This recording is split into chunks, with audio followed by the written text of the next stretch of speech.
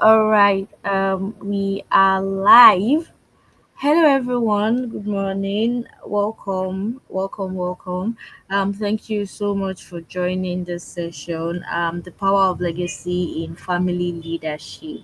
I do not know what family. I mean, we've all got our definitions of what family means to us, and I would like us to use this session to, go on a deeper reflection as to what family means to us.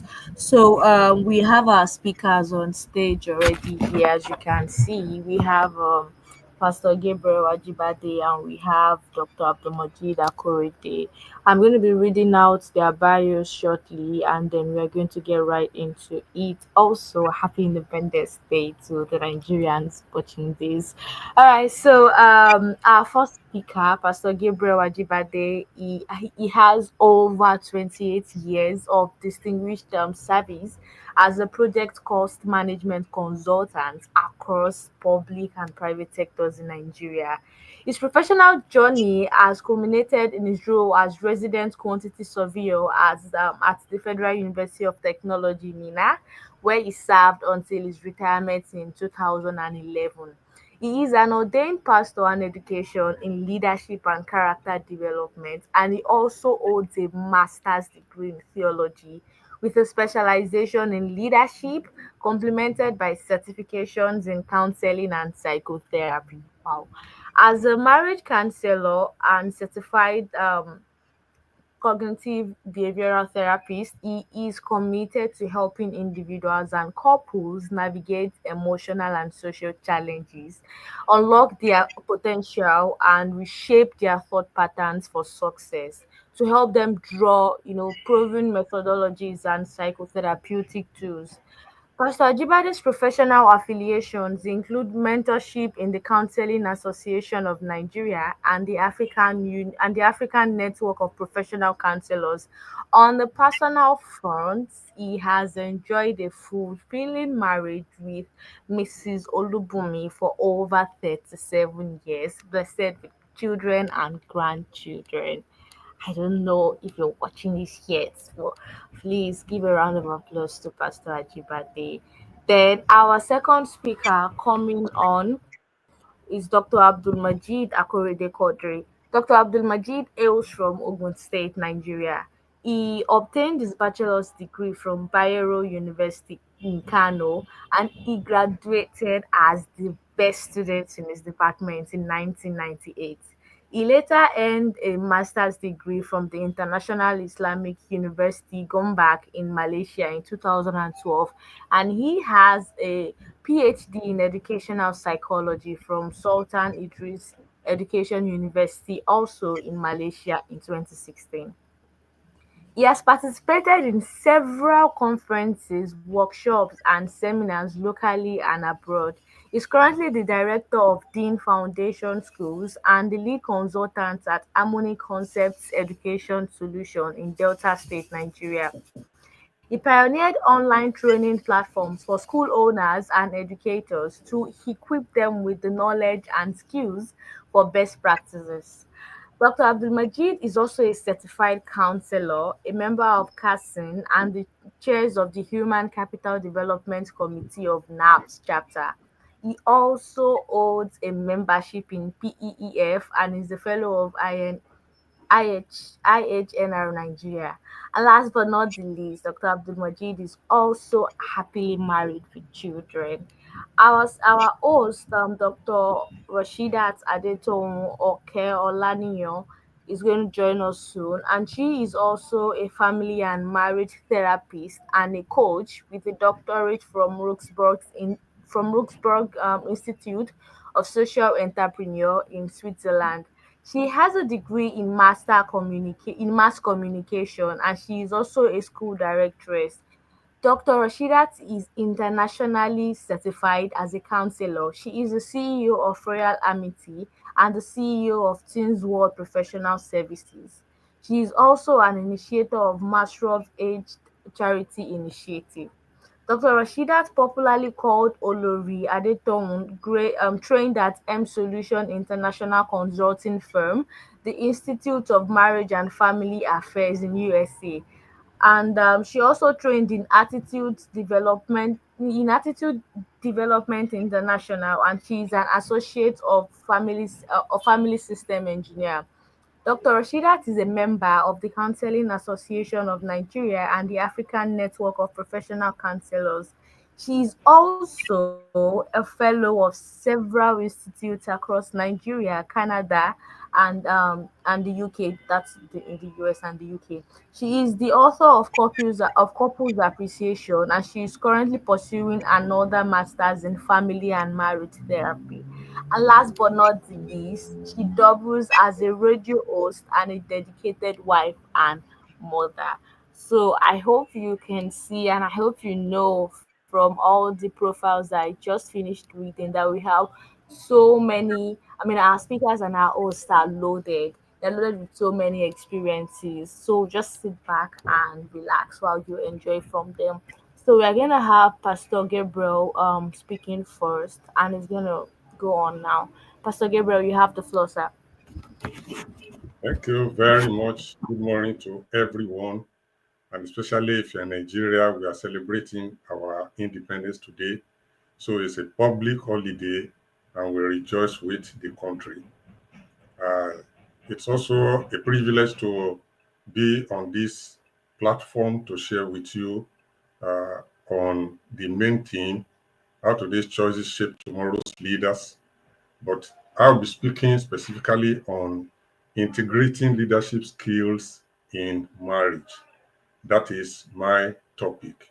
So thank you, Amity International, for having me this morning.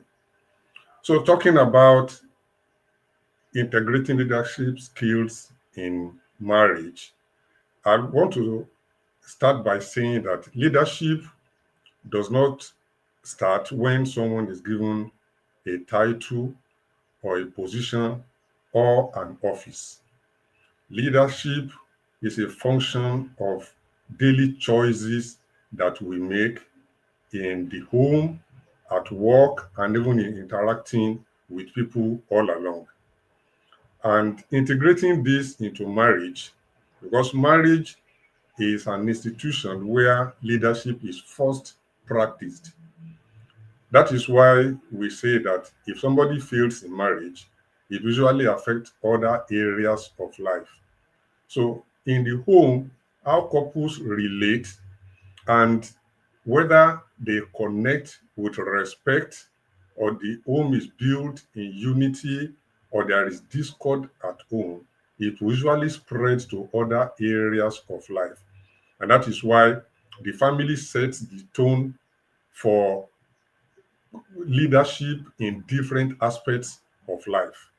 And the type of family that is nurtured at home determines the quality of leadership that will be displayed to the outer world.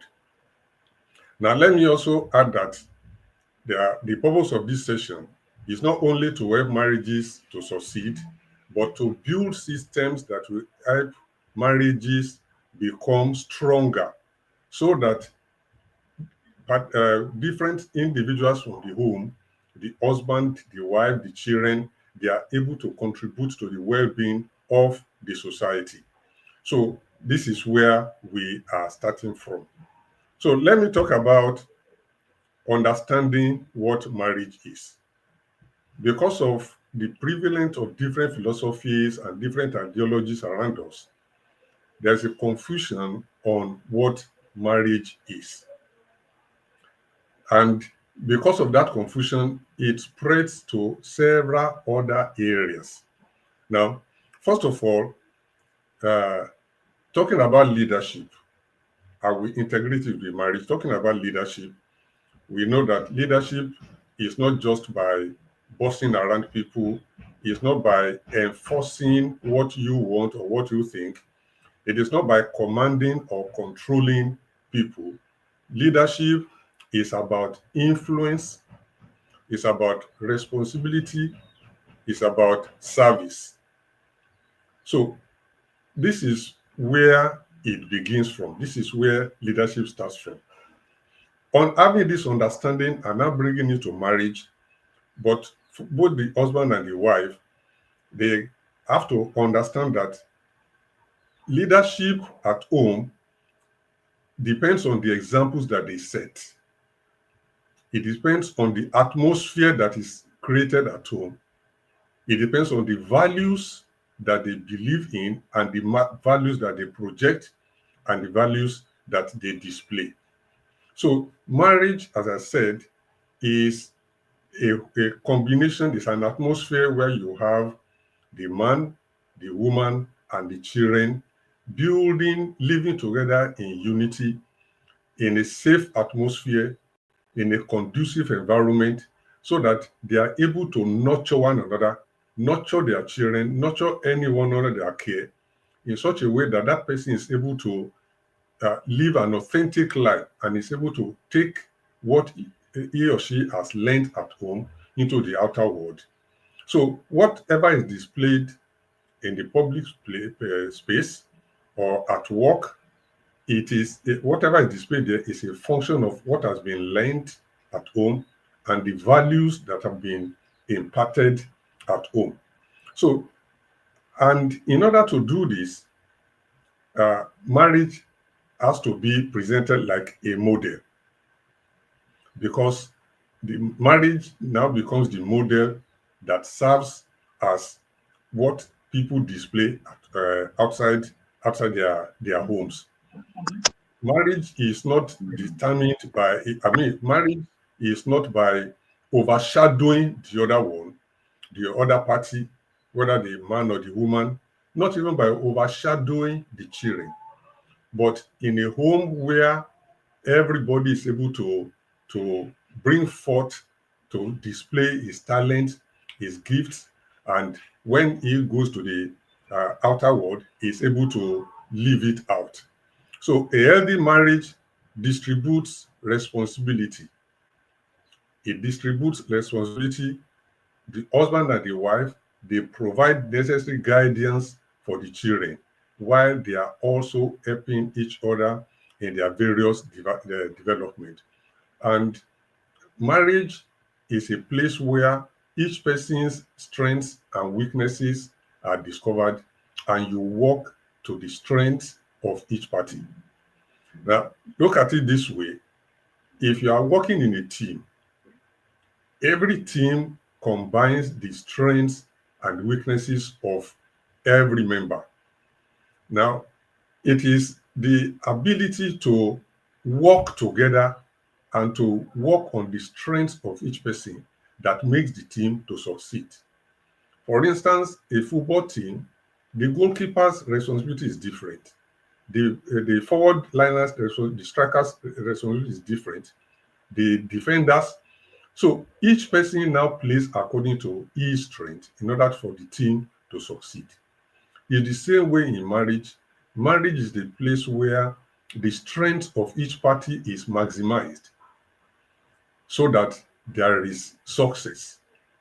So success in marriage is actually success as a team, success in teamwork. It is not individual success, it's success and teamwork. And that is why in marriage, there must be that partnership, that understanding, that connection in order to ensure that the team succeeds.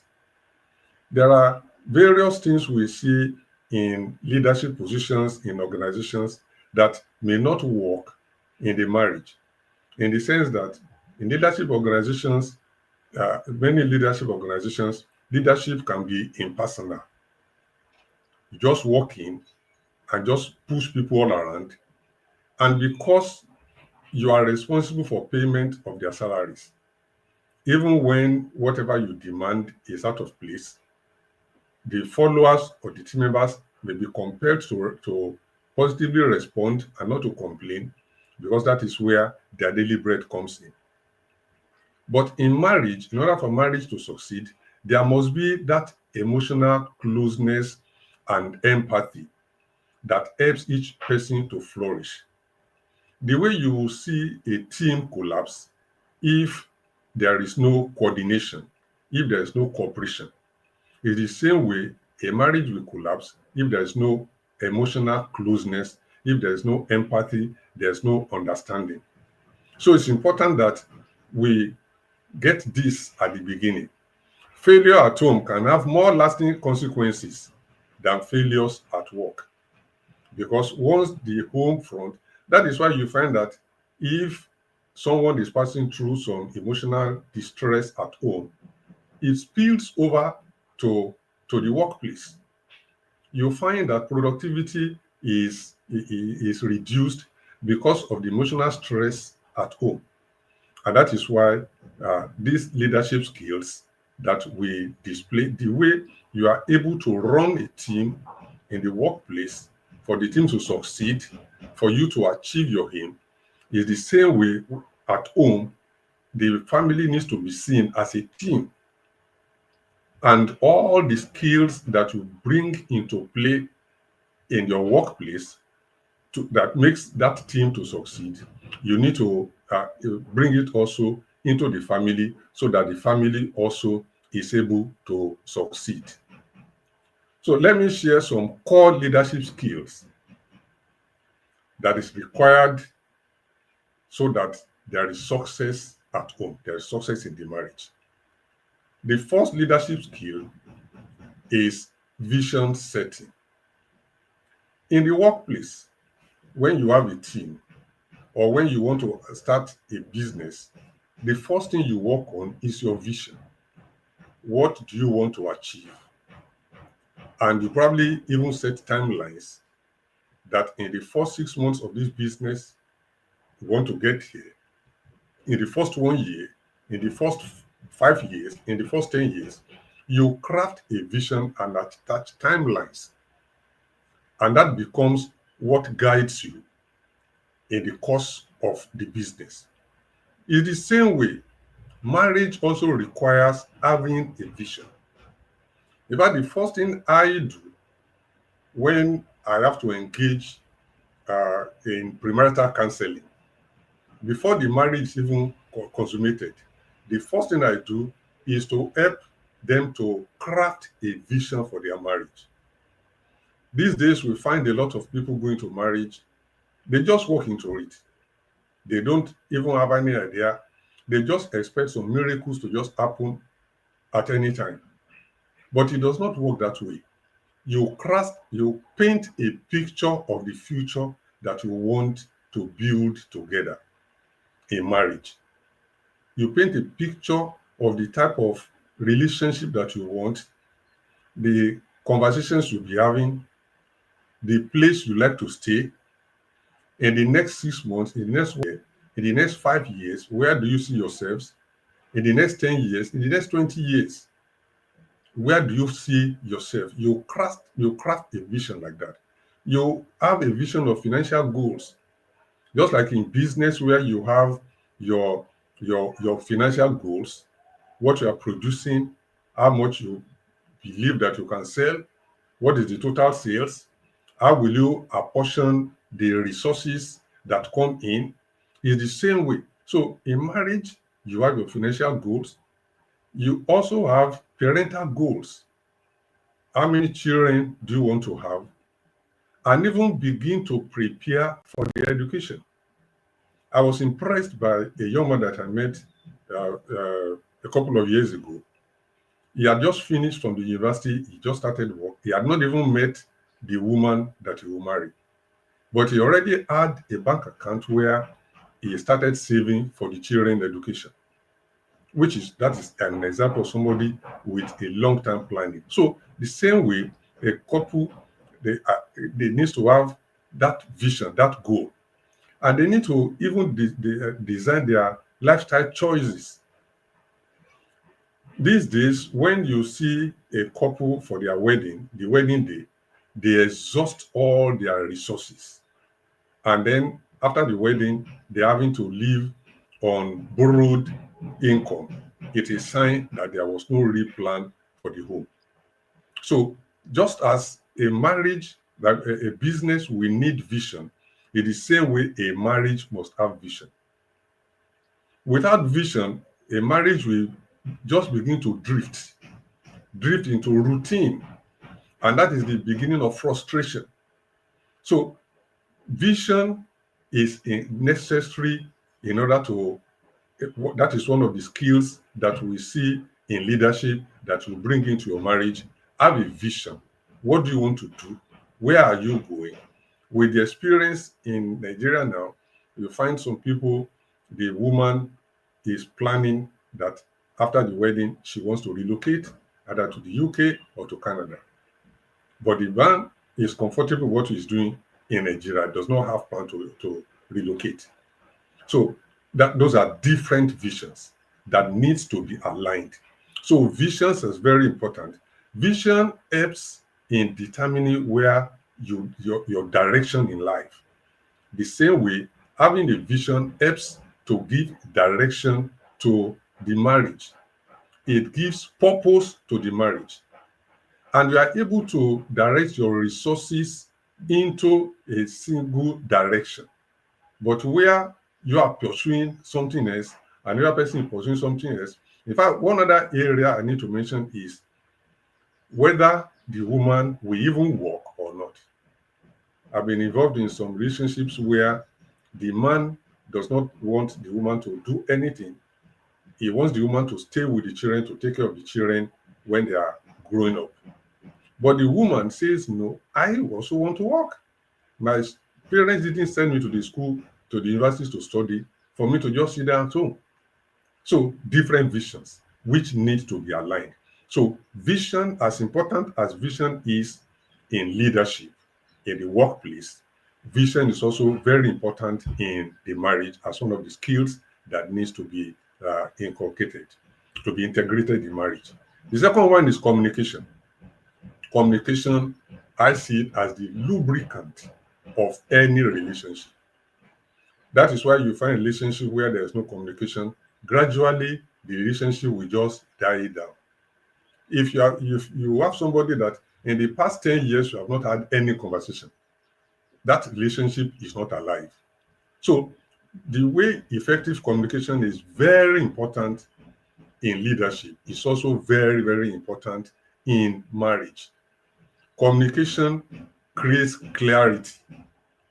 You are able to, I see some marriages today that the woman just expects the man to know something. The man also expects the woman to know something. If you don't communicate, there's no clarification. Each person will be working on his or her own assumption. So communication is very important. Communicate about your needs, about your expectations, and your fears. I ask prospective couples that what are their expectations in the marriage? That what do you expect? How do you expect the man to relate with you? How do you expect him to express that he loves you? And how does the man also expect it from the other party? Communication is very, very important in an open and honest way, in a safe place. And it's important that whatever is communicated is not taken out of context. You don't read your own meaning into what has been said. It is what has been said that you work on. The same way is listening. Listening is also very, very important. Most people today, when you are talking to them, they are only composing their responses. They are not listening to you. But in marriage, you need to listen, just as a leader needs to listen to the team members or the followers or the subordinates to understand their points of view so that you're able to work together. Listening is also very important so that you understand your partner's emotions so that your response will be peaceful and it will be impactful. So when couples communicate very well, they're able to build trust and prevent conflicts from escalating because you have understanding of each person's point of view. Let me also add decision making and conflict resolution as the skills that you need to integrate in the marriage for the marriage to succeed. Leadership requires taking tough choices, and in marriage also there are some decisions that needs to be taken, but where decisions need to be taken collaboratively, then each partner's point of view will be respected. And that means you talk together, you discuss together, get input from the other person, Let the other person feel heard. Let the other partner feel valued. Let the other partner feel respected. So that when decision is taken, it's a joint decision and both of you can pursue that decision. Now, talking about conflict resolution, the conflict is inevitable in any relationship, not just marriage, not just in the workplace, even between two friends. We see siblings. So conflict is inevitable. And when I talk about conflict, I'm not talking about fighting or abusive language or any emotional destructive issues, but just a simple difference in opinion can lead to conflict. You like blue color, he likes green color. If you don't know how to manage it, it can easily lead to conflict. I mean, and that is why there's need for skills in handling conflicts. Healthy conflict resolution involves patience, involves compromise, and focusing on the solution rather than blaming the other person. Accepting that the other person has the right to think differently. After all, these are two different individuals from different backgrounds, different exposures, different upbringing. So it's possible for each person to view things differently. But that is not to ignore the opinion of the other person. So it requires that there is discussions, there is compromise, and you're able to resolve your conflict very well and focus on the issue rather than blaming the other person or assuming that the other person he cannot think very well. No. So a home where conflicts are resolved peacefully will become a safe environment for the children. Most children today, because they grow in a chaotic environment, they find it difficult to relate with people when they get out of the home. So it's important that the home is a safe environment so that when conflicts arise, which will definitely, which is inevitable, but when conflicts arise, they are managed very well. Emotional intelligence is also a skill. We hear emotional intelligence so much in the workplace, but even at home, it is a skill that has to be integrated in the marriage. That is being able to manage your emotions, being aware of your emotions, being aware of how your emotions are expressed, and having the capacity to regulate your emotion so that you don't talk impulsively. You don't address issues without considering the implication of your statement.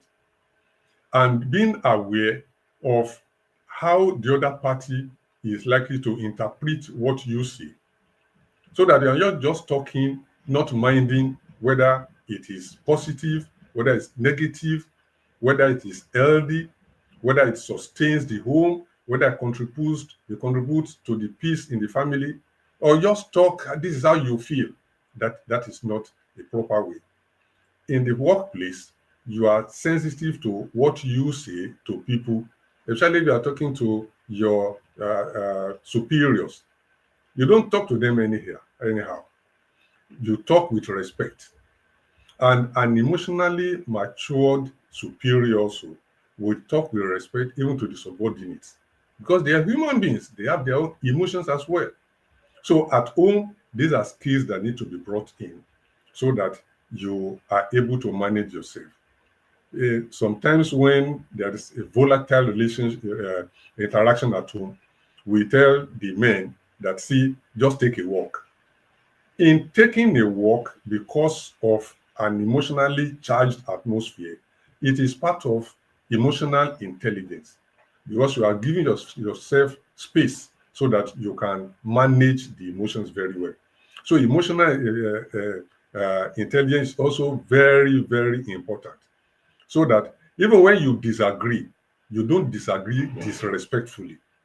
Your disagreement, your differences opinion does not lead to it does not charge the atmosphere and make the environment unsafe for either your spouse or the children or anybody living under you. So it's important to be able to bring this into the marriage, to integrate emotional intelligence into the marriage. The other thing I want to add is accountability and integrity.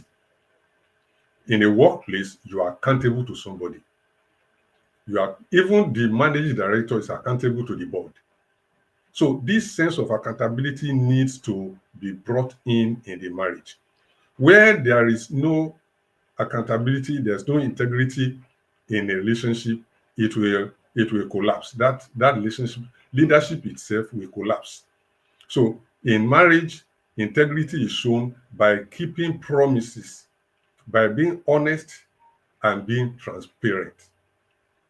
If you tell your wife or you tell your spouse that I'm going to so place, let it be that is where you are going. If there, integrity means what you say is what you do. Who you are in the home is who you are outside. You are not playing games. You are not living double lives. Some people won't even live triple lives. So you are transparent, you can be dependent upon, your words can be taken to the bank. So integrity is very, very important. Honesty, transparency. Accountability means that you are answerable. If your spouse asks you, so what happened to this? What about this? You answer, you are accountable to each other. You don't feel that no, wherever I go, nobody can ask me, nobody can question me. No.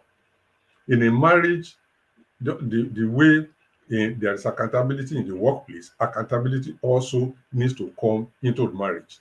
Accountability financially, accountability emotionally, and even accountability morally, so that it helps to build trust.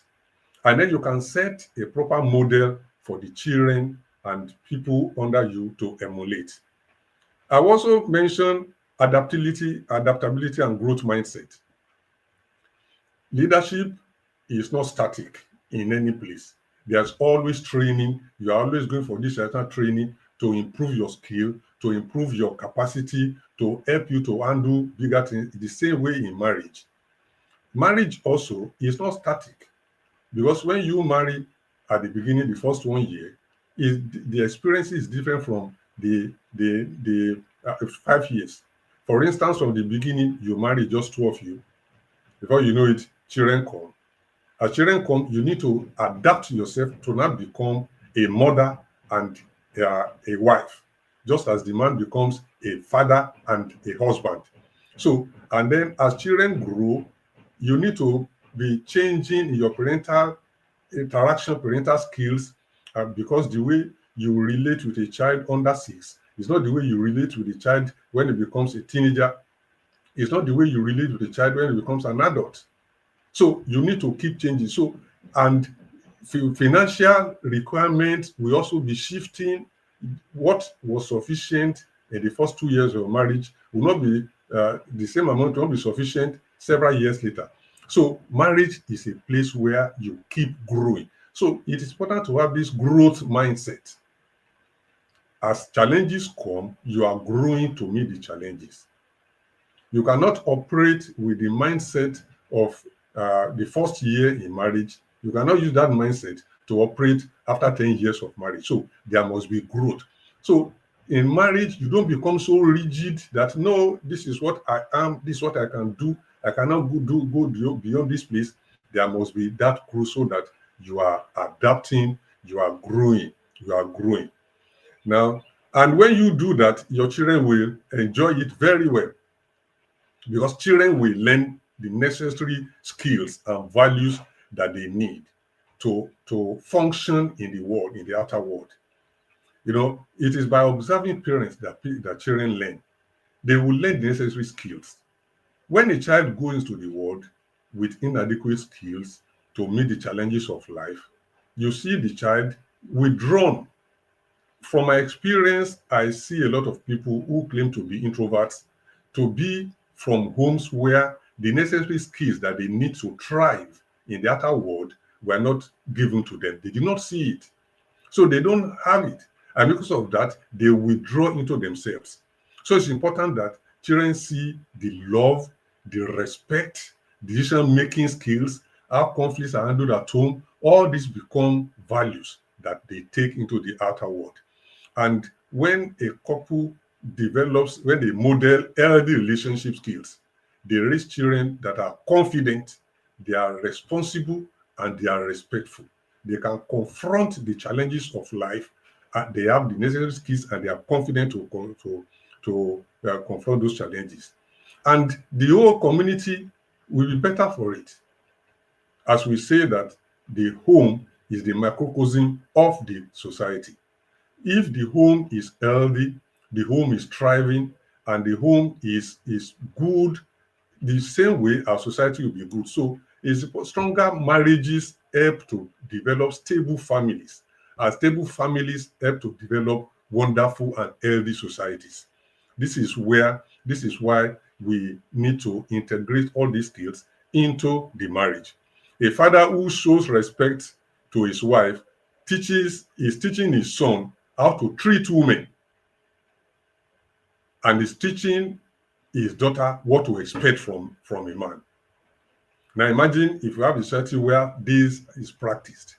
So I mean, we have a home where this is practiced. You can be sure that our society will be better for it. So leadership is not just about big events. Leadership is about small habits repeated consistently. And when we do this in our homes and in our families, we begin to help the family to grow. The family grows, the society benefits from it. The society benefits from it. The society is enhanced. The level of violence, the level of wickedness that we see in our society today is a function of the home where such children have come from. In order for us to have a stable and healthy society, we need to go back to the home, integrate these leadership skills. A leader at home, a good leader at home, will be a good leader in the workplace. He will be a good leader in the society, and the society will be better for it. This is why it's very important integrating leadership skills in the home. Leadership skills is not just for the corporate, for the organizations that we work for. Leadership skill is not just for the external society that we belong to. Leadership skills starts from the home. As both parties at home exemplify good leadership skills, it helps to build a home where everybody grows in a healthy way, and we can make meaningful contribution to the society, and we can help our society to grow very, very well. So this is what I have: integrating leadership skills at home, encouraging everyone that leadership is not only when you have title. Even without a title, you can exhibit leadership skills, and it begins from the ordinary choices that you make at home, the way you relate with your spouse, the way you relate with your children. They help in building leadership skills that is necessary at home. And I've spoken about different core leadership skills to bring in: vision setting, have a vision for your marriage, where you want to be; communication, active listening. These are not skills required only in the corporate environment, they're also required at home. Decision making, conflict resolution, take decision together. Let the other person also make a contribution. And when there's a conflict, resolve it in an amicable and healthy way. Find a way to resolve your issues. Emotional intelligence is not just a skill required in corporate organizations, it's also required even in the family, even at home. Accountability is very important. Transparency, integrity at home, they help even in the workplace. And then adaptability, being adaptable as seasons change.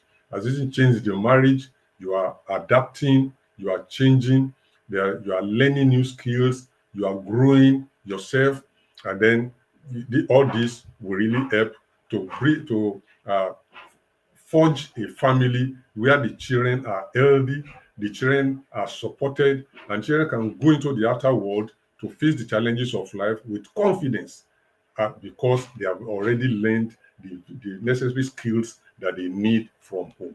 So thank you very much. This is my contribution to our topic this morning.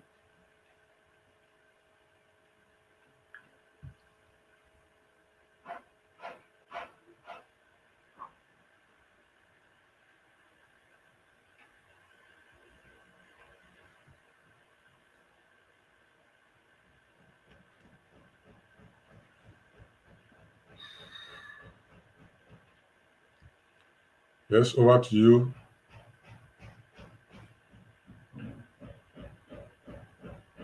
All right, thank you very much, Pastor. Our viewers watching, but I got so many things noted. For example, um, so so for everyone watching, in case you joined late or anything, Pastor Gabriel talked about marital success and leadership in family lifestyle in the family life. We talked about like the major things that stood out to me, where when he talked about the emotional empathy, he said for a marriage to succeed, there has to be emotional empathy. And also, a question I think I'm taking on would be, the person you are at home, are you the same person outside? Is who you are at home the same person that you are outside? Also, he spoke about growth, long-term growth. When you are getting married or when you are in a marriage, you have to discuss plans with your partner. Um, you have to discuss plans with your partner. Do you have long-term goals? Okay, where do you see yourself in like 1 year, 2 years, like a sort of roadmap? And also, he shared an example of someone he knows who doesn't have kids yet, recently got married, but also they already started creating accounts, like they already created an account for their kids. And I just found that very, very, very nice and very amazing. So Very nice and very amazing. So, okay, okay. okay, okay. I don't know why my voice is I echoing. don't know why my voice is echoing. Why I can hear myself and that's just Why I very can good. hear myself and that's just very good. Okay. Okay. Do you have a second You have a gadget? second gadget? Oh, do I have Oh, a do I second? have a second? No. No. I wonder where this is I coming wonder where this from. is coming from. Oh, that's just weird. That's just Okay, weird. but I'm going to Okay, hand but it I'm going over to hand it to over to Dr. Rashidat Dr. now and try to Rashidat figure now out and what. try to figure out what.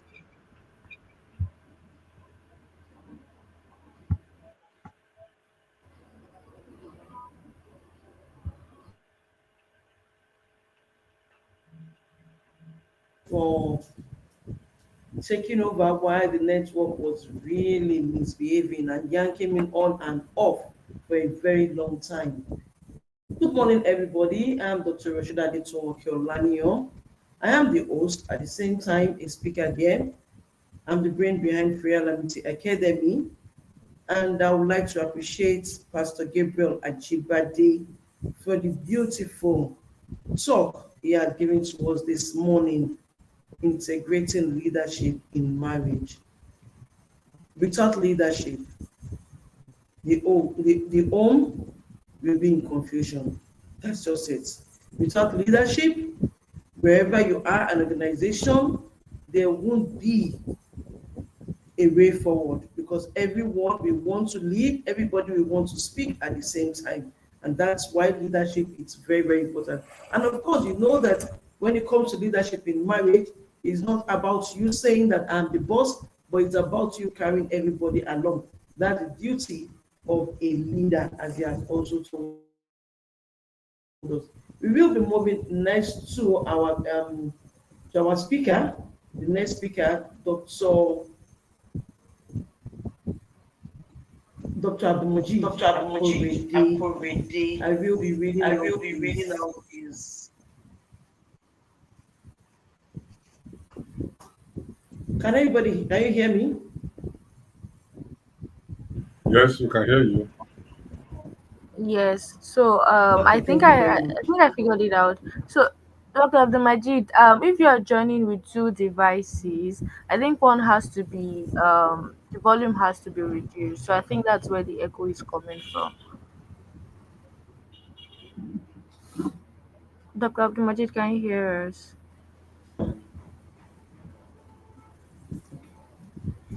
Dr. Abmadi, can you Dr. put Abmadi, can you put it is here, right? is here, right? Okay, yes, it's Yeah. here. Okay, yes, it's here.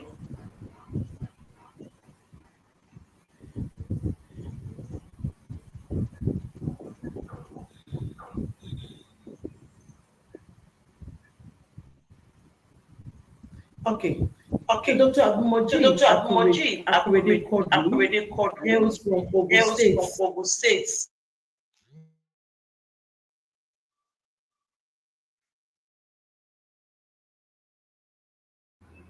Yes, Mary can continue.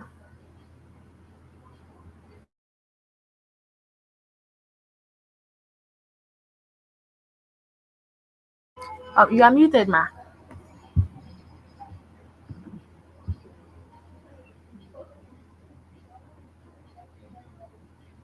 Dr. Rashida, you are muted. Better now?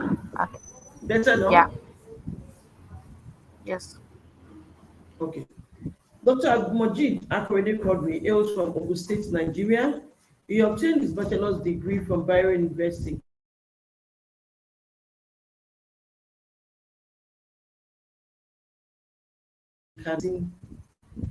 in 1998. He later earned a master's degree from the International Islamic University, gone back Malaysia in 2012, and a PhD in educational psychology from Sultan Idris Educational University. Join me in welcoming Dr. Abdulmajid Akorede at the line that his profile has been read earlier on. We're going to take the stage now and how we put him on the spotlight. You're welcome, sir. Good afternoon, everyone. Happy to be in our midst today. We can't hear you, We can't sir. hear you, sir. Hello, can you hear me now? Yes, but not Yes, but clearly. not clearly. Not clearly. Oh, Oh, Maybe I need to sign out and sign in. no. no. Is that okay? So I don't know why. I don't know why, but I think it has to do with your mic. So maybe it's your speaker because it's echoing, but your voice is not. It's not clearly audible. So maybe you might want to leave the studio and then join back. Perhaps that's going to fix the issue with the audio.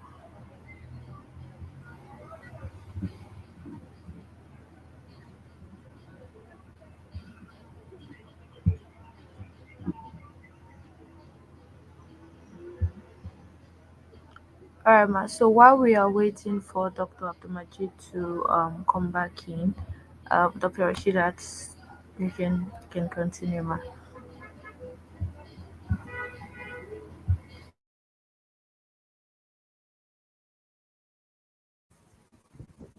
Okay.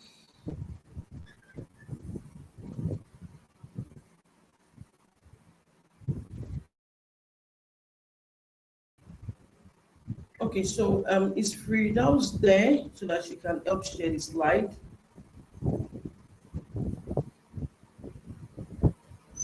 The doctor is back. Yes, ma'am. Share, but I'm not able to share Is slides. it better now? Okay, don't worry. Doctor is back. How is the audio now? Hello? Doctor, are you using a earpiece? Am I what?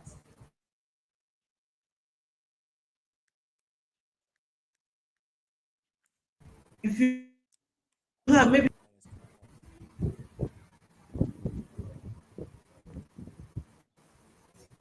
Connecting to my phone.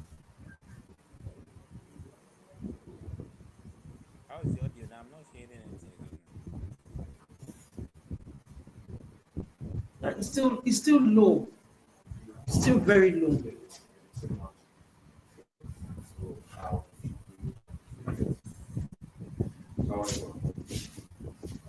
Is my audio clear?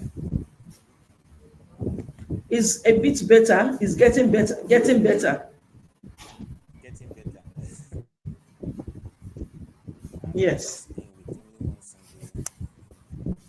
Okay, so let me ask if Maybe I let's should ask if we have other people. device. Okay. If you have audience on the YouTube, you can hear you properly.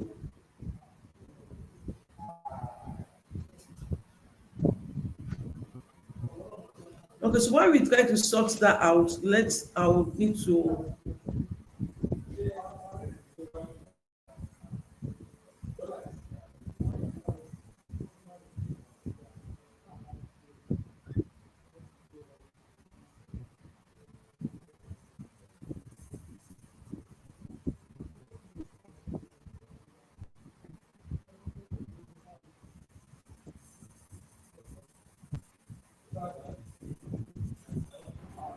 Would you like me to go ahead and share the screen for the slides now? Yes, please do. Please do. Give me a few moments.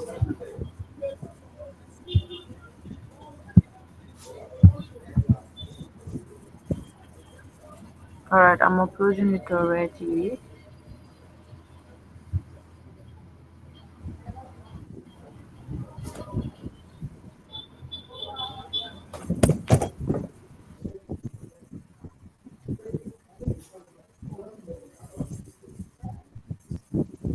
The slides are up now.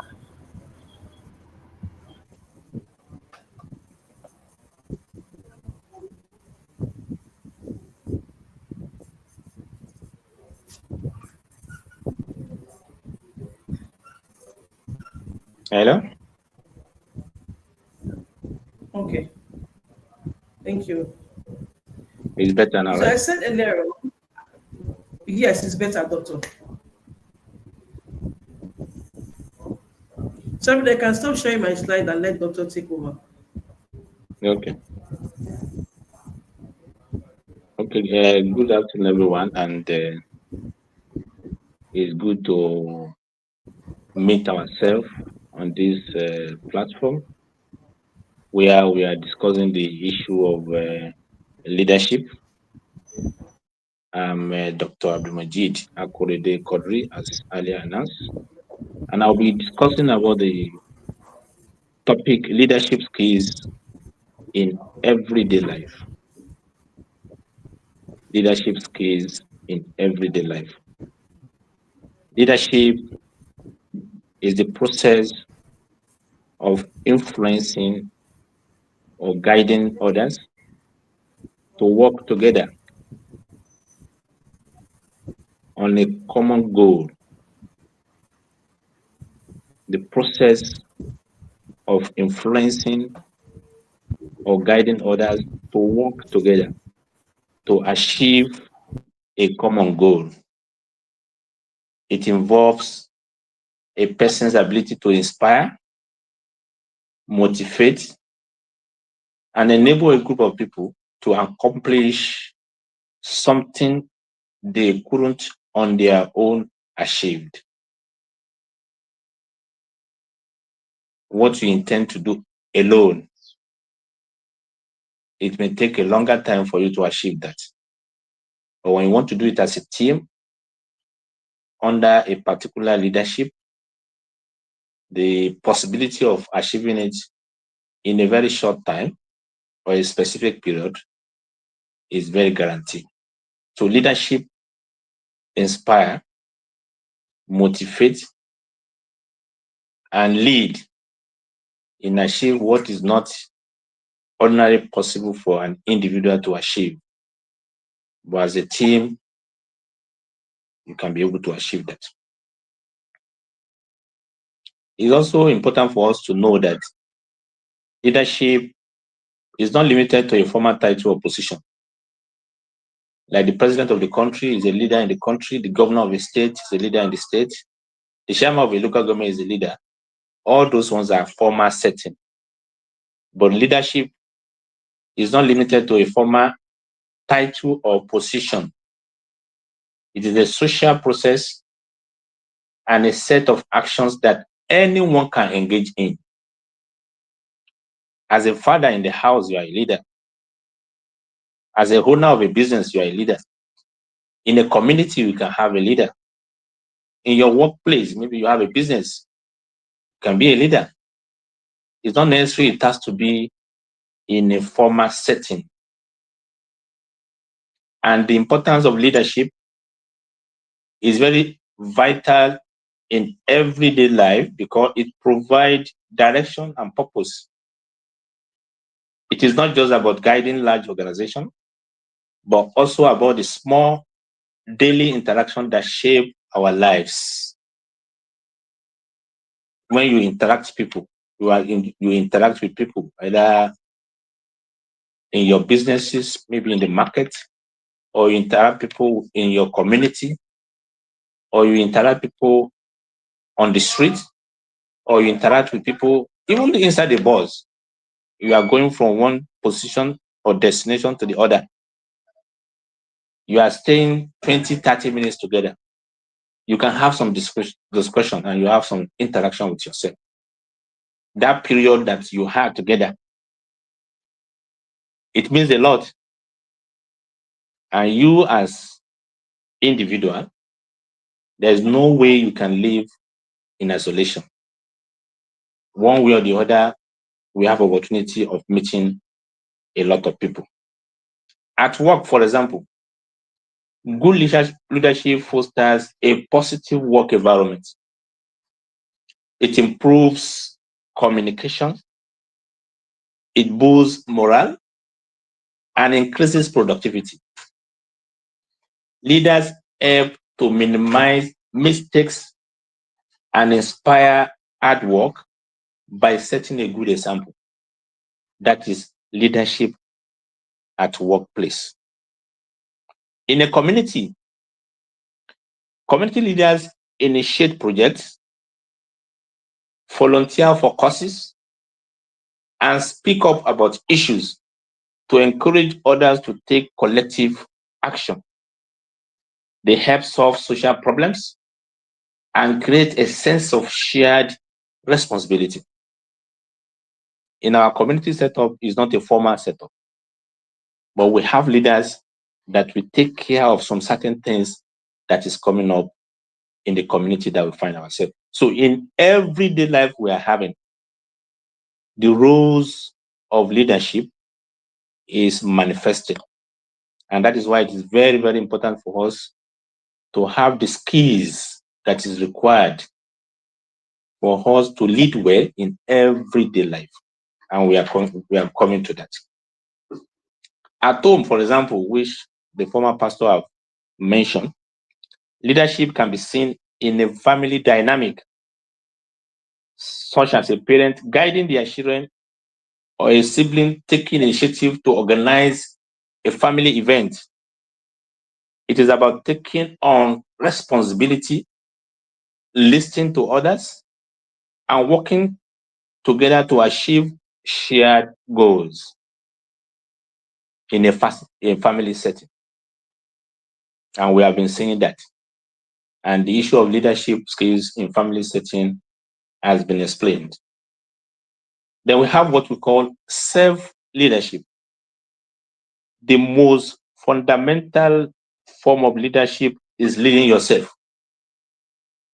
This involves having self-awareness, setting personal goals, and taking intentional steps to achieve them. When you can lead yourself effectively, you are better equipped to lead and influence others. If you can lead yourself effectively, then you are better equipped to lead and influence others. It is important that as individuals, we should have the skills and understanding of ourselves In the concept of emotional intelligence, the first concept of emotional intelligence is self-awareness. You need to understand yourself.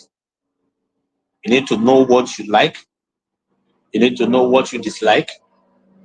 You need to have direction of your life. And you need to know what is good for you, when and how to achieve your goals. If you can be able to do all these successfully, then it will be easier for you to lead others. But if you cannot be able to lead yourself in achieving your goals in life, it will be difficult. It will be difficult for you to have influence on others. And that is why in our society today, people are not bothered to find out whether the person you want to choose as a leader has the ability or the capability of even leading himself or not. But because of the system of government we are running, the fundamental that required to be investigated is not done. And that is why we have crops of leaders who are not prepared for the position they are managing. So it is very key for us to have that skills of leading ourselves first, because the ability for you to lead yourself equip you to lead and influence others. Improving leadership skills is not just for managers or CEOs. Strong leadership benefits anyone in everyday life. Whether you are working as a team or in a team, you are managing a household, or just trying to be more effective and respected in your personal circles, there are some skills required of us. These are titled the leadership skills required in everyday life. Number one, communicate clearly and kindly. Communicate clearly and kindly. You should be honest but respectful. Clear communication reduces misunderstanding. Listen actively. Leadership is as much about listening as it is about speaking. A lot of us, when we are communicating and we are conversing, we are already having the answers to be given or response to be given to the person talking to us. But that is not the best approach. You listen, then you respond. In communication, listening is one of the key factors of effective communication. Then speaking also is another key factor of effective communication. So in everyday life of a man, being a man or a woman, it is essential that having communicates clearly and kindly is very important, and is one of the leadership skills required in everyday life. When we are communicating, we should avoid dominating conversations. And this is very key. Everyone is expected to assess himself or herself, whether you are guilty of this or not. When you are communicating, you allow others to speak. You listen to them and make valuable contribution. Because there's no way you can be the only one talking when you want to achieve an effective communication. Secondly, for another skills of leadership in everyday life is lead by example. Practice what you preach.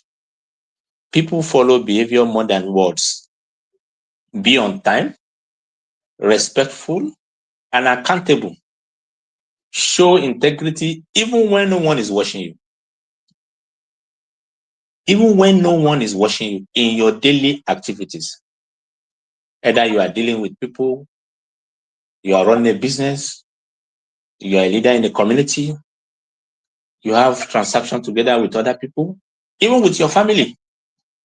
It's very good and essential for us to lead by example. If you are an owner of a business and you have been talking about punctuality to your workers, and you as a leader also is not guilty of that offense, it will be easier for you to communicate that to those that are working with you. So you lead by example. Number 3, you need to be emotionally intelligent. Recognize your own emotions and how they affect your actions. Be empathetic. Understand what others are feeling and why. Stay calm under pressure. People will look to you in tough moments. Look at your emotion. How does it affect others? Be empathetic. And you understand the feeling, why people are feeling in a different way. In the concept of psychology, we have what we call and refer to as individual differences. We are wired in a different way. And it's essential for us to recognize that differences in us. And it is only when we understand that we can relate and cohabit peacefully in everyday activities we are carrying out. Number 4, take initiative. Don't wait for permission to make positive changes. Step up when others hesitate, whether it is planning a family trip or helping with a project at work. Volunteer for responsibility when appropriate. In everyday life, we do this. There are people who make things to happen. There are people who are onlookers, and there are people who are passive. But you should try as individual to be among those who make things happening. So part of the leadership skills required in everyday life is to take initiative. When everyone is thinking who is going to start it, at times those things suffers a lot. So we should prepare ourselves that when it requires us to make some changes, we don't need permission from anyone to do it. For example, maybe you are living in a street where the drainage is blocked, and you see a lot of people passing by, they are driving their cars, they are walking around without even taking the initiative to see what could be done to free the gutter, to allow the water and the drainage to go away. So as individual who has gotten the leadership skills that is required for our everyday life, you can take the initiative. And you don't need permission from anybody to do that. And this is one of the things that is very, very important. The 5th one, we need to be open to feedback. Ask for honest feedback and receive it without being defensive. Reflect and improve continuously. Encourage others to speak up when they disagree. Feedback is very, very key in anything we are doing. Even you as a father in the house, as a leader of a community, in your working place, feedback is very key. And it is not compulsory that people need to feel or few things in your way. If they disagree, you need to find out why such disagreement. There are people who have a fixed mindset. They don't see anything good in what other people are doing. Even at that, you need to hear them out and make sure that you convince them to be able to realize why everyone needs to embrace a different mindset that is required. So you take feedback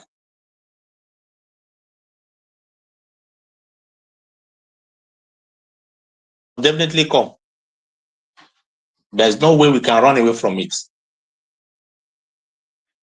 In anything we are doing, we don't believe that people should see it the way we see it, but we accept whatever they see in us that they feel is not okay in everyday life we are living.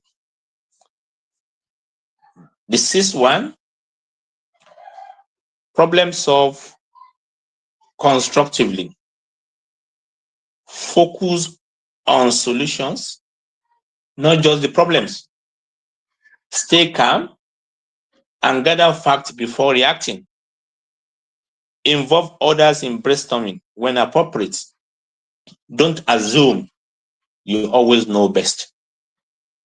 When you are relating with people, there are people who are very good at bringing problems. But you that want to develop that skills of leadership in your everyday life, as you are observing and seeing problems, you should also have reason to look for solution for all these problems. You stay calm and gather facts before you are reacting. There may be things, there may be rumors, there may be gossipers, there may be things going around real, and you want to react over all those things. Find out before you take that decision, because leaders are expected not to fall into errors. When information gets to you, try as much as possible to get to the root of the problem, investigate properly before you react.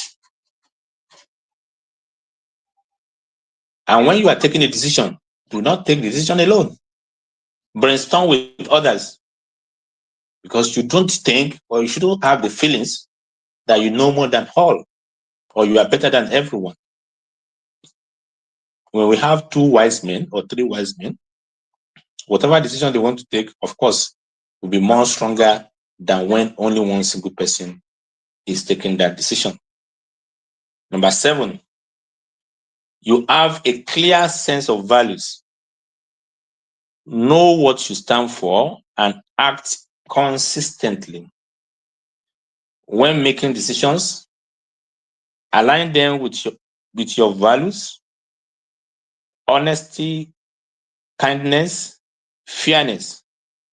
People are more likely to trust and follow someone with a moral compass. When you are honest on your own and you are consistent with your honesty, when you are kind, for example, and you are consistent with your kindness, when you are fair, for example, and you are consistent with your fairness, even your enemy, when a decision is to be taken in your absence, you will see people that will fight for you. Let me give you a practical example. In the community where I live here in Delta State, I remember the day they had to choose the leadership of PCRC.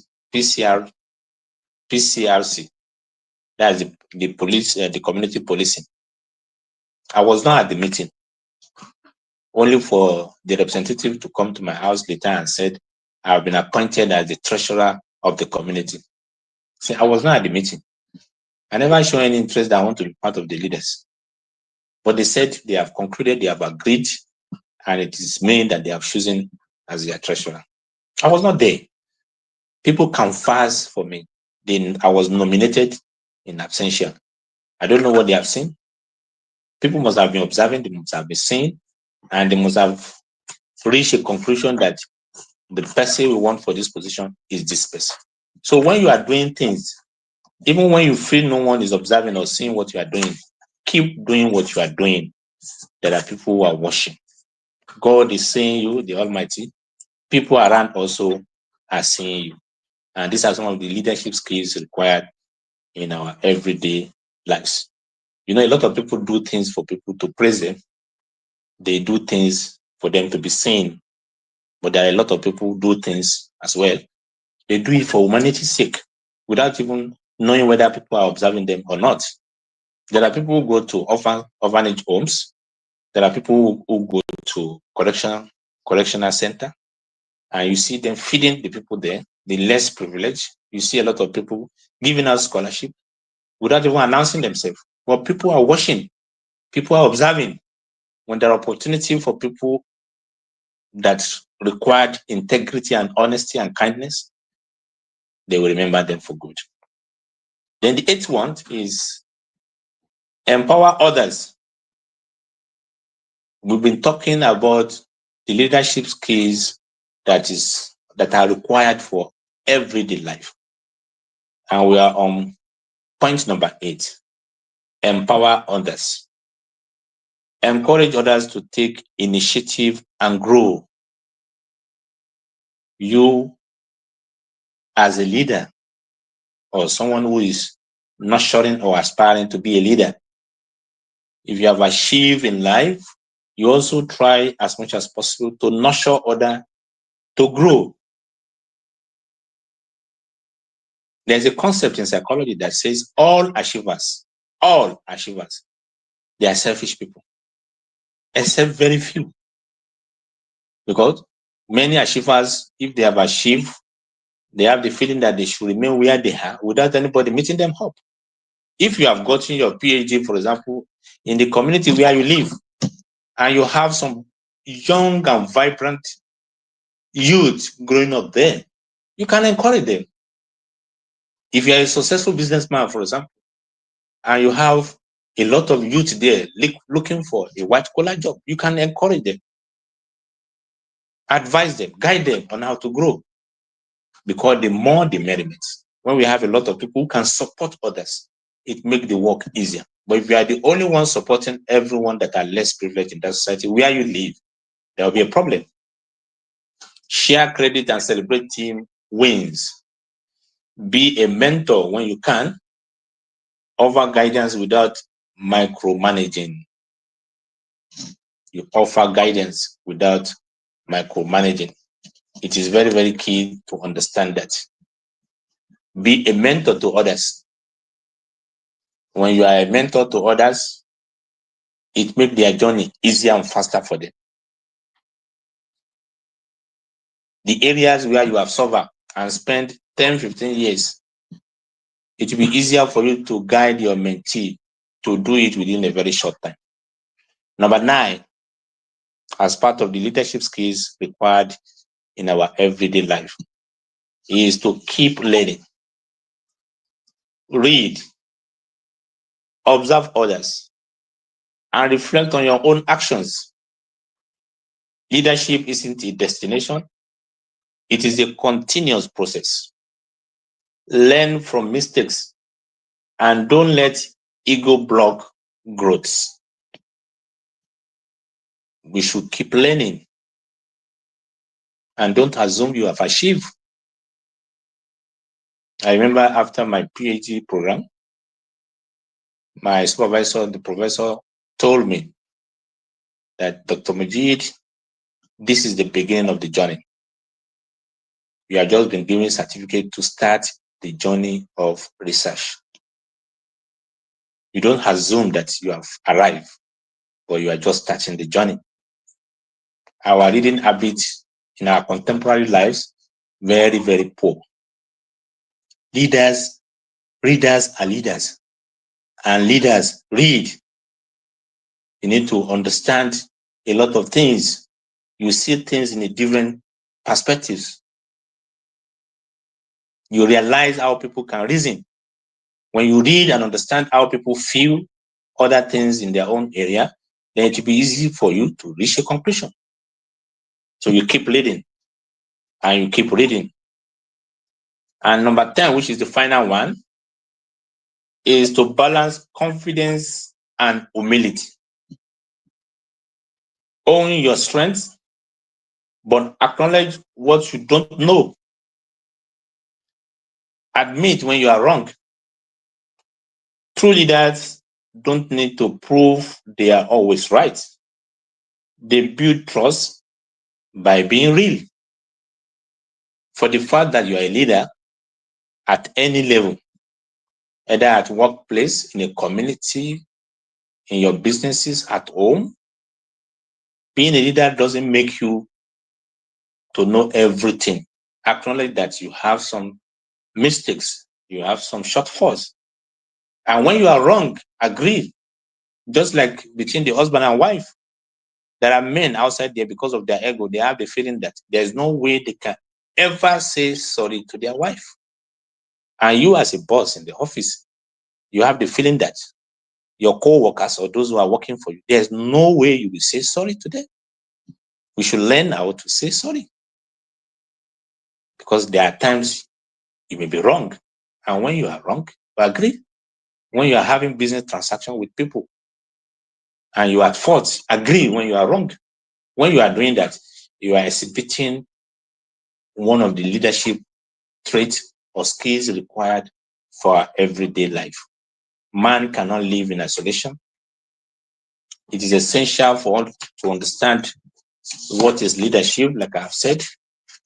And we should know that leadership is not only found in a formal setting, it can be informal,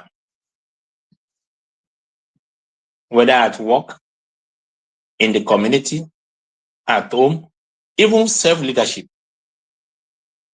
If you can inspire yourself, if you can lead yourself successfully, then that will equip you to lead and influence others. And like we have said, leaders inspire, they motivate, and they assist a group of people to achieve or accomplish something that they couldn't on their own achieve. This is very, very key. And all the leadership skills highlighted, we need to understand them one by one and make sure that we are making use of them in our everyday life. And when you are doing that, you will realize that you are already practicing leadership, even when you are not formally make a leader. We have mentioned 10 of them. Communicate clearly and kindly, which is number 1. Lead by example. Be emotionally intelligent. Take initiative. Be open to feedback. Problem solve constructively. Have a clear sense of values. Empower others. Keep learning. And finally, balance confidence with humility. These are the few skills I've been able to identify that are leadership skills that is required in our everyday life. It is on this note I want to stop for today. And I want to thank all those who have made this program a success, starting from our host and my co-speaker, and those of us outside there who are also listening to us. I want to believe that you must have picked 1 or 2 things from what has been said. Thank you for being around. And if there's opportunity for us to add to what we have said, we'll be happy to do that. Thank you very much.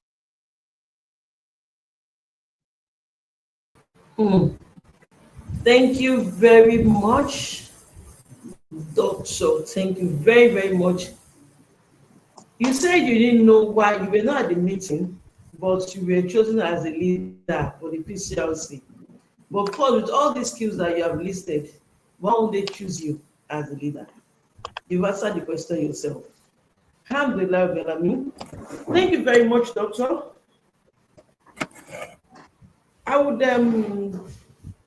for our listeners, or let me say our viewers that are watching us via YouTube, I would like us to give a brief recap or just some of the points that Doctor mentioned, some of the skills that Doctor mentioned.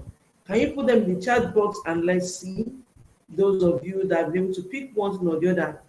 You can't say, some might come out of it if you're able to get responses from you.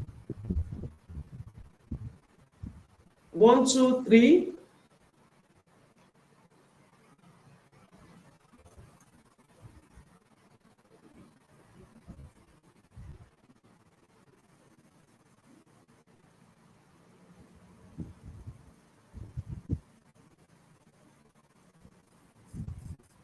We are waiting for your comments. give us some of the skills that you learned from Doctor today. You can put them in the chat box.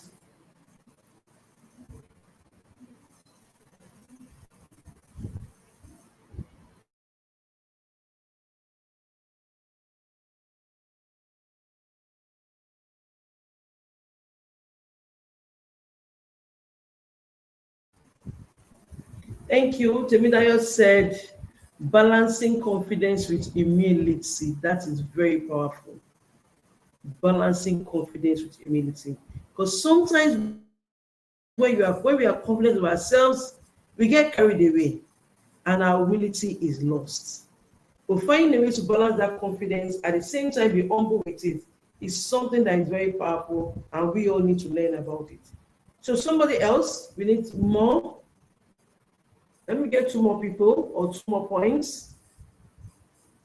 Then we carry on.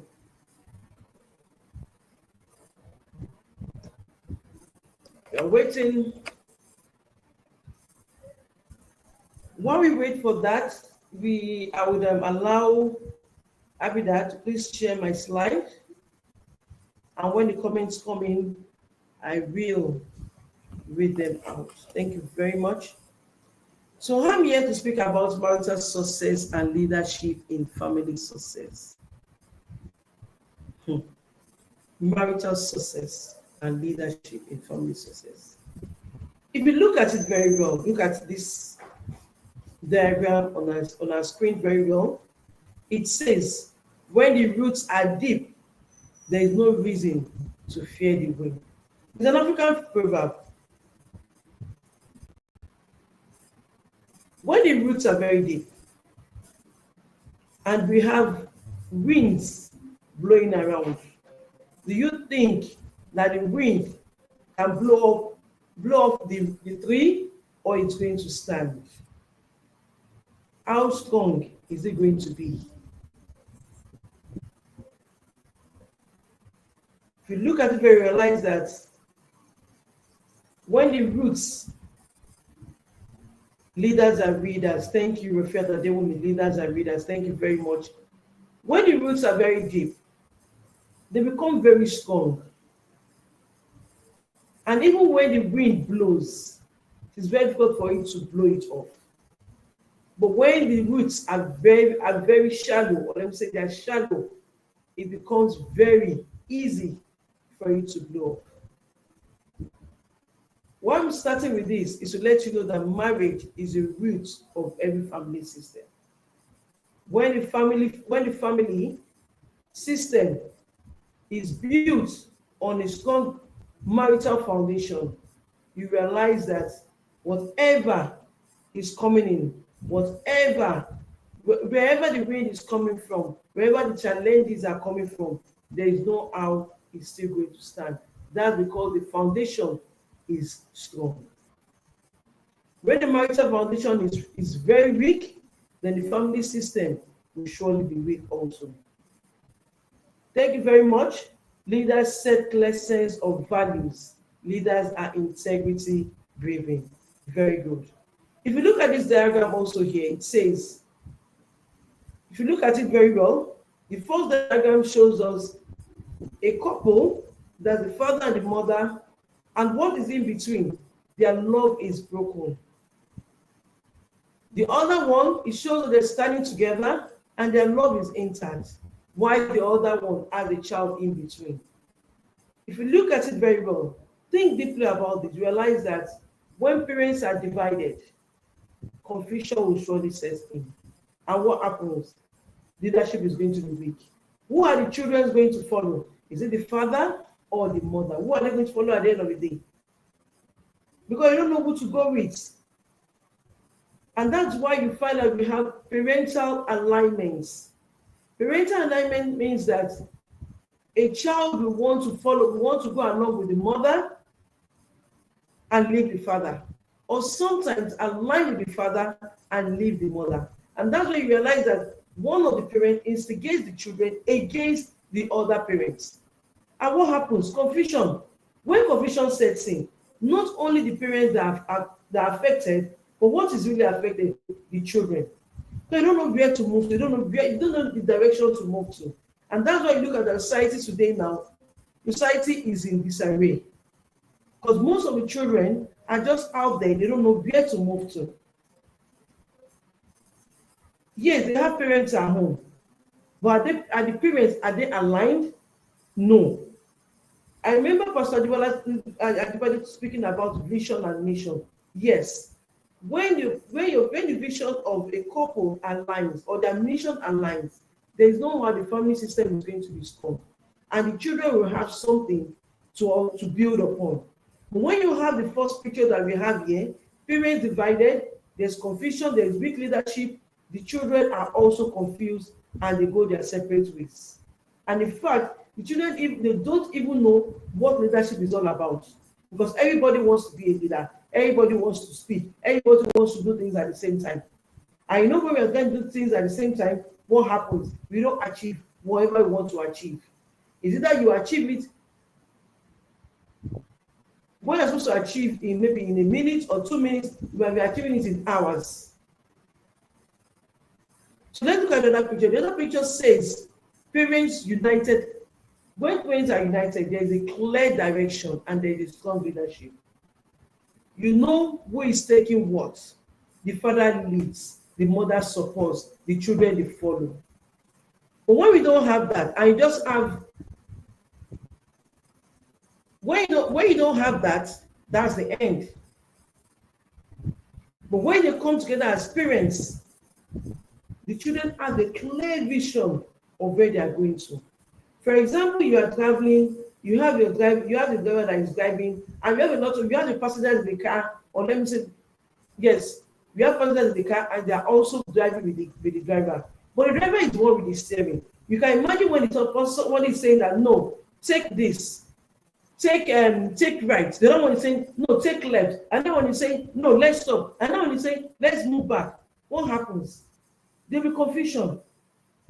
At the end of the day, is it that the driver stops, there's an accident, or the driver gives up? These are things that happen when we don't have a clear leadership in our homes. If you look at the last picture that I have here, it says, what picture does a married paint for your children? Now, this is a question for ourselves. What picture does our marriage paint for ourselves? Paint for the children. That's number one. Number two, what picture does the marriage, your own marriage, your future marriage, what kind of picture do you want it to paint for your unborn children? And those of us that already have children, what are we painting to them? What are we painting for our grandchildren to come? Can you see the picture there? There's a question mark. Where are these children? Where are they going to find themselves in the nearest future? Are we going with the first one where parents are divided? Are we going with the second one where parents are united with clear direction? That will give us the answer to the third diagram. This slide, what is it telling us? Marriage is the first leadership partnership that we can have. We talk about society now. These children don't know about leadership. They cannot do this themselves. They are too entitled. When you say a child is too entitled, what did we give to them? What is that we gave to them that made them entitled? Whatever we find in society today, it is what the family is producing. Whatever that we produce in the home is what is going to the society. Whatever the children give to society is what we are going to take. So it's a difference between my child, our child, and the community at large. Thank you very much, Rofia. We said divided parents show divided parenting, which shows that leadership is weak and us confusing the student. That is it. The home is the first place to teach the children. The home is the first place where leadership is learned. The home is the first place where partnership, where team are built. When we have a thriving marriage, we have a thriving family. When we have a thriving family, we have a thriving society. When we have broken marriages, what happens? We have a very shaky family leadership. Nobody prays that my marriage is broken. Nobody prays to have a divorce in marriage. But sometimes it comes that way. But before it leads to the divorce, what happens at the beginning? When divorce happens, who suffers the most? The children. The children suffer the most because they are lost. And if you look at society now, you realize that we have high rate of divorce. Between 1 year, 2 years, 3 years, people are going their separate ways. When people go their separate ways and the children come in, where will the children be? And funny enough, some parents are like, you cannot see your dad, you cannot see your mom. What happens? And we are trying to build a society where everybody can be united. But when the family is not united, how can the society be united?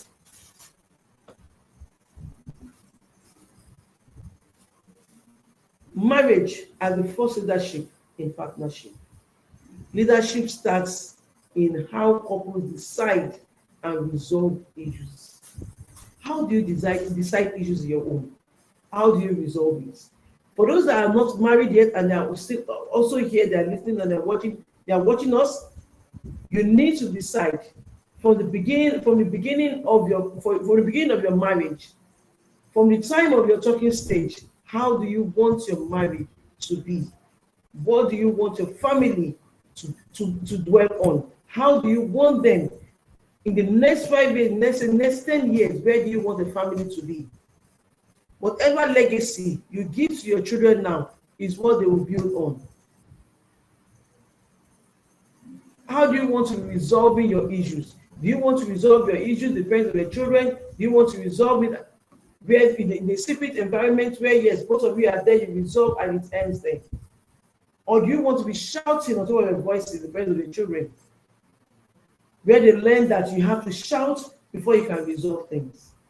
Where they learn that you have to be in disagreements, or you have to be in malice before you can resolve things. You see some children that when they get out of their home, they don't mind to keep malice for 1 month, 2 months, 3 weeks, they don't care. Not because they wanted to, not because they want to know. Most of this starts from home. It starts from home. How do you want your children to be? How do you want to help your children? How do you want them to grow? How do you want to move them away from keeping malice with people? How do you want them to be a leader of tomorrow? Whatever we do at home, whatever leadership we lay at home, whatever way we are ruling at home, our children, they pick from it. Because the parents are examples of the children. They are examples that the children will pick from. So let's ask ourselves now, am I the kind of parents that I want my children to look up to? Am I leading by example? I'm just saying it by the words of mouth, but not acting upon it. Unity of vision equals stability in family system. Just what Dr. Pastor Adibade said. Unity of vision, it leads to stability. When your visions are aligned, it's just like we have vision 2030, vision 2010, and like that. Because everybody is being carried along that there is something we are looking up to by 2010. By 2030, there's something we are looking up to. Everybody is working towards that goal. As a family, is your system, does it have an alignment with your vision? Do your children even align with that vision that you have on ground? Or is it just for you and your wife? Are you able to carry your children along? That, okay, this is what we have. How can you come in to help, to make it achievable? How often do you engage your children in leadership talks? How often do you put them on spots to become leaders, even within the home? When you share visions, you bring direction and security into your home. When there is disunity, it causes confusion. And of course, the practical tip of a family vision statement is very important. And do you have a family vision statement? Do you go back to it often? Do you read it out? This family vision also consists of our values. And these values are what our children also take out. And they realize that in my own house, one of our values is integrity. How do I achieve that integrity? One of our values is honesty. One of our values is confidence. Let's put it that way. How often do we carry our children along to be on the same page with us? Leadership qualities in marriage strengthen family success. Yes. Just like what my boss has said, Dr. Korede, he said, you have to be empathetic.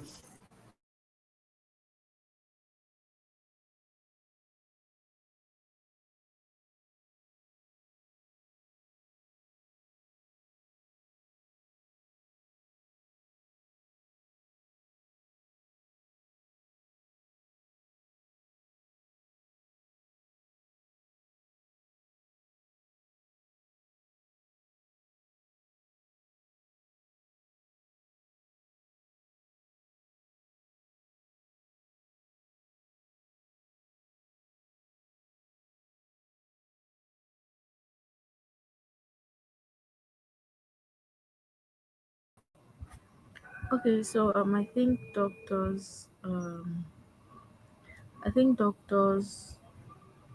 internet took her out, but she's going to join back soon. So while we are waiting for her to join, let's review some of the comments from the comment section from Rafiat and Alconitat. So Rafiat said leaders are readers. Then she said leaders give room for feedback. And then again, leaders are emotionally intelligent, which is something that I think is very, very important, because when you are a leader, you should know how to balance your emotions and not just, at every little thing that everybody says, you just start to flare up. You should know how to be emotionally intelligent. I think doctor is back now. Okay, thank you While very we wait much. for her. Okay, so let me take leadership qualities in marriage again, and how it strengthens our family success. Number one is empathy. How empathetic are we? How are we teaching our children how to be empathetic also? Are we teaching them that? How patient are we? How are we teaching our children also to be patient? Accountability. When something goes wrong, how are we able to account for it? How do we come out straight and say that, yes, this thing happened for me and I'm sorry about it? We doing this, we also help the children to also understand that there is always accountability in every action that we take. There is no punishment anywhere, but there is consequences of our action. How do we train our children to know that the consequences of their action can either make or make them? How? How do we communicate? Do we just communicate, or is our communication effective? Whatever that is happening to us, our children are picking from it. They are all picking from whatever that we are doing, and they understand that, yes, what is happening is an example of what we have shown to them. Which quality do you think you need as a couple or as an individual to strengthen most when it comes to your leadership skills? This is a question for ourselves also. Let's think about it. Let's go back to the drawing board and look at it. Which of these qualities? I've mentioned empathy, I've mentioned patience, I've mentioned accountability, I've mentioned communication. Are we modeling, or are we transferring to our children for them to pick? Which one do we think that we still need to strengthen to help our family be successful? Remember that the family is not about me just getting married or you just getting married. It's about us building a legacy that will thrive all through the generation, the next generation, generations to come. Leadership is so legacy is marital success builds on generational legacy. Yes. Strong marriages equals strong values passed down. When you see some families, they're like, what is happening to this family? They're just thriving. The fourth generation, the second generation, the fourth generation. There's some generations that you realize that maybe they have doctors all of them that PhD doctors in their family. It's because they were able to lay a legacy. Once somebody has laid legacy, the other person is taking after it, and that person is taking about four generations, they all have PhD doctors in their family. It takes just one person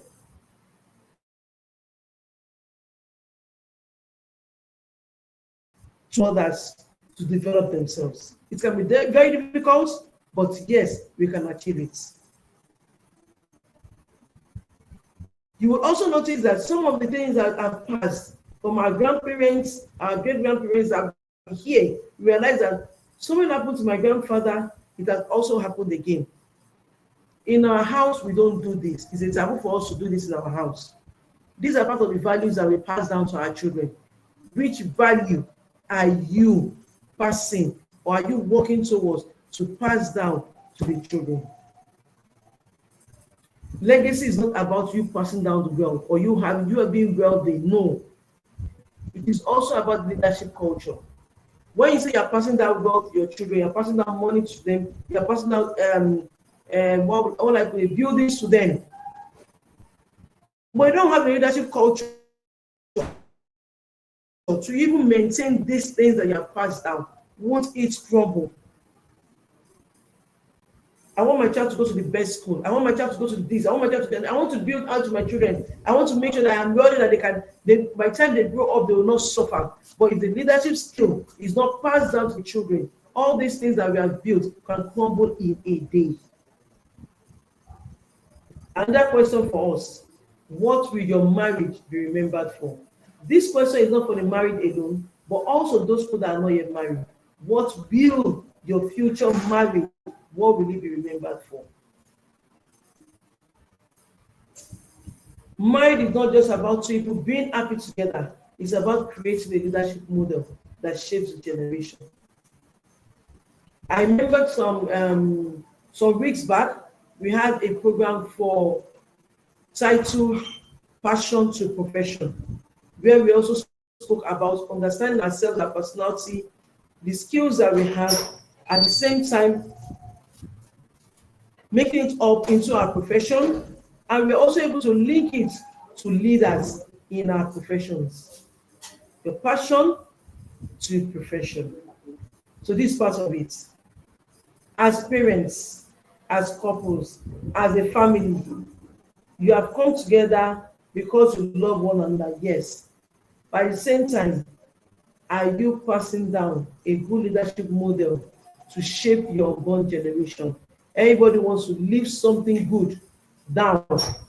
We want to leave something that at the end of the day, you'll be proud of that, yeah, this is my child that is doing this. Are we ready to do that?